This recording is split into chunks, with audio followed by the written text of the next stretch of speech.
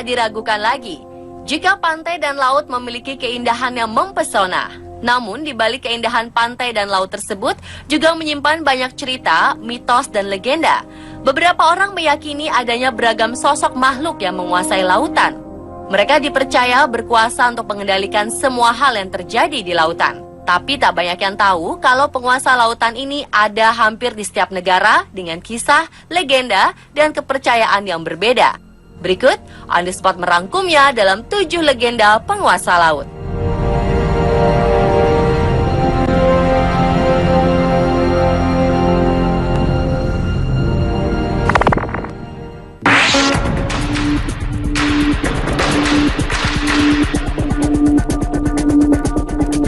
Pemirsa, tragedi pesawat AirAsia masih menyisakan duka mendalam bagi tanah air.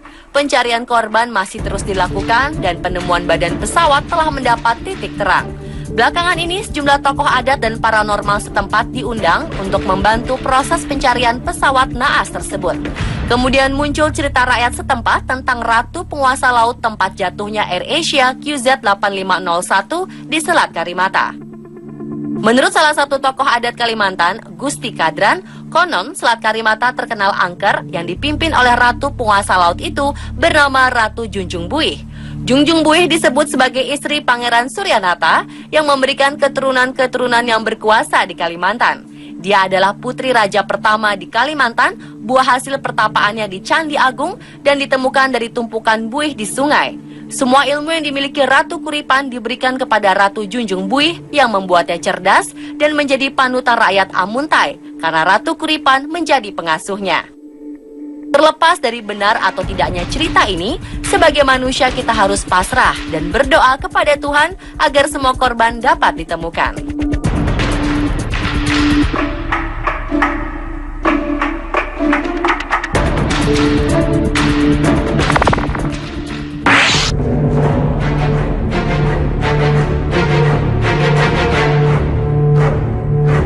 Dalam mitologi Yunani, Poseidon dikenal sebagai dewa penguasa laut, sungai, dan danau. Poseidon selalu digambarkan sebagai seorang pria yang perkasa, berjenggot, dan membawa trisula. Satu pukulan dari trisulanya bisa membelah bumi. Poseidon terkadang digambarkan bertubuh setengah ikan dan mengendarai kereta yang ditarik oleh 2 ekor hipokampos. Seperti kebanyakan dewa laut, ia memiliki kemampuan untuk mengubah wujudnya, tetapi Poseidon tidak memiliki kekuatan meramal. Figur Poseidon tidak mencirikan karakter keagungan seperti saudaranya Zeus, tetapi lebih mencerminkan ciri khas lautan yang bisa berubah-ubah, kadang bergejolak, dan kadang tenang. Orang Yunani kuno percaya jika Poseidon adalah dewa yang menciptakan pulau-pulau baru dan membuat laut menjadi tenang. Tetapi jika Poseidon sedang marah, maka dia akan membenturkan trisulanya dan menyebabkan banjir, gempa bumi, dan kehancuran kapal laut.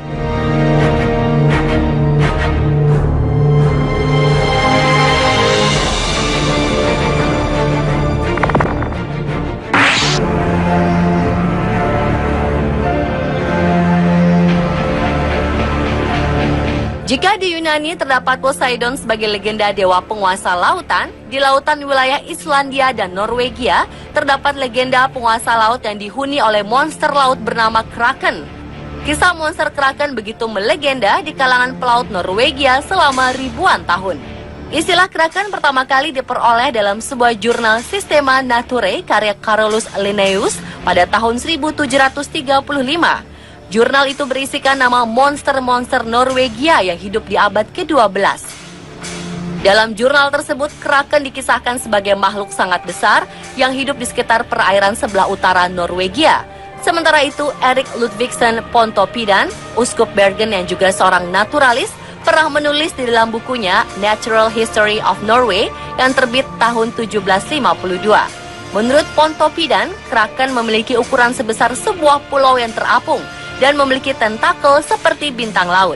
Ia juga menyebutkan kalau makhluk ini bisa menggulung kapal yang lewat dengan tentakelnya dan menariknya ke dasar lautan.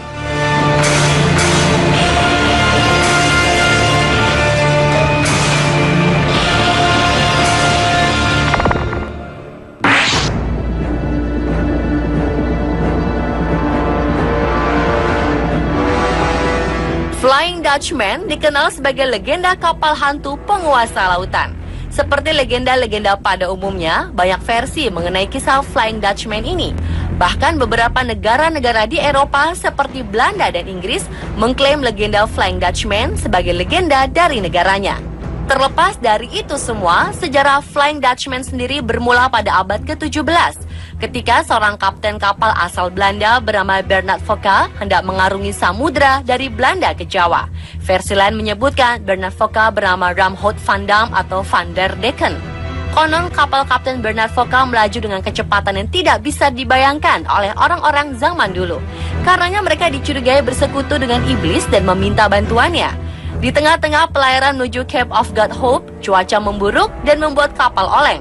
Para awak meminta pelayaran dihentikan, tapi Bernard sang kapten tidak mau dan bersikeras ingin menerjang badai. Dengan keangkuhannya, yang terjadi justru kapal dihantam oleh badai. Akhirnya mereka terkutuk untuk terus berada di laut lepas selama-lamanya.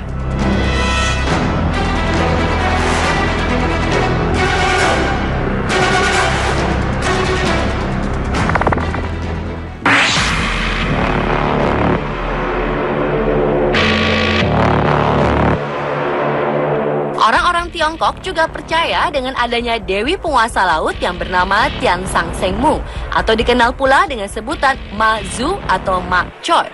Karena hidupnya sederhana dan gemar berbuat kebaikan, masyarakat memanggilnya Lin San Ren atau Lin Orang Yang Baik.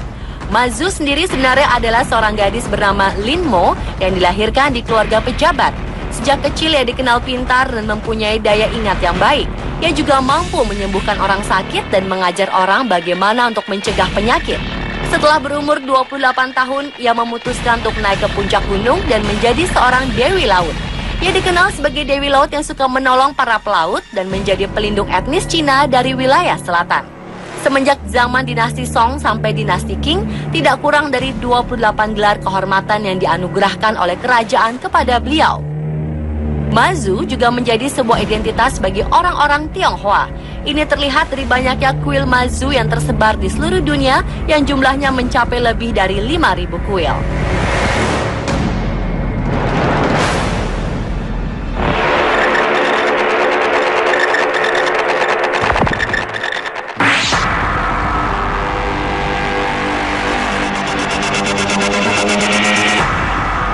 Ratu Laut Selatan adalah sebutan yang ada pada umumnya merujuk pada dua tokoh, yaitu Kanjeng Ratu Kidul dan Nyi Roro Kidul. Tokoh ini sangat populer di kalangan masyarakat Pulau Jawa dan Bali. Kepercayaan akan adanya penguasa lautan di selatan Jawa atau Samudra Hindia, terutama dikenal oleh suku Sunda dan suku Jawa. Tidak diketahui dengan pasti sejak kapan legenda ini dikenal. Namun legenda mengenai penguasa mistik pantai selatan mencapai tingkat tertinggi pada keyakinan yang dikenal di kalangan penguasa keraton dinasti Mataram Islam, Kesultanan Yogyakarta, dan Kasunanan Surakarta. Berbagai kisah dan legenda serta mitos-mitos meliputi tokoh legendaris ini. Dan Pantai Palabuhan Ratu dikaitkan sebagai tempat berkuasanya Sang Ratu Pantai Selatan. Di sekitar lokasi tersebut, tepatnya di Karanghawu, terdapat tempat petilasan Ratu Pantai Selatan yang dapat dikunjungi untuk melakukan ritual tertentu ataupun hanya sekedar melihat-lihat.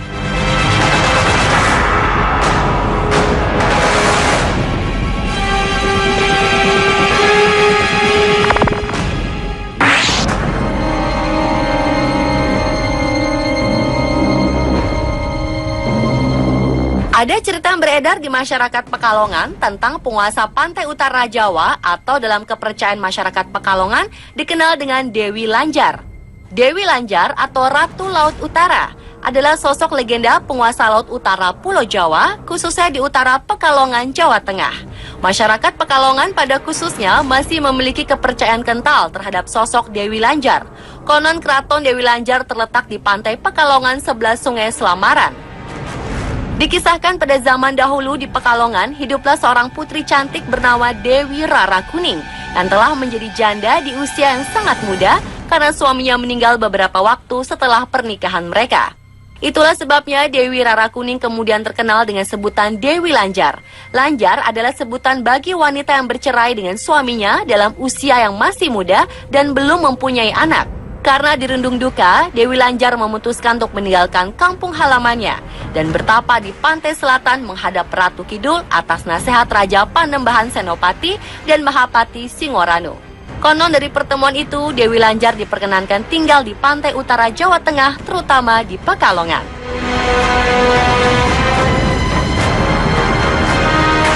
Pemirsa, itulah 7 legenda penguasa laut versi on the spot.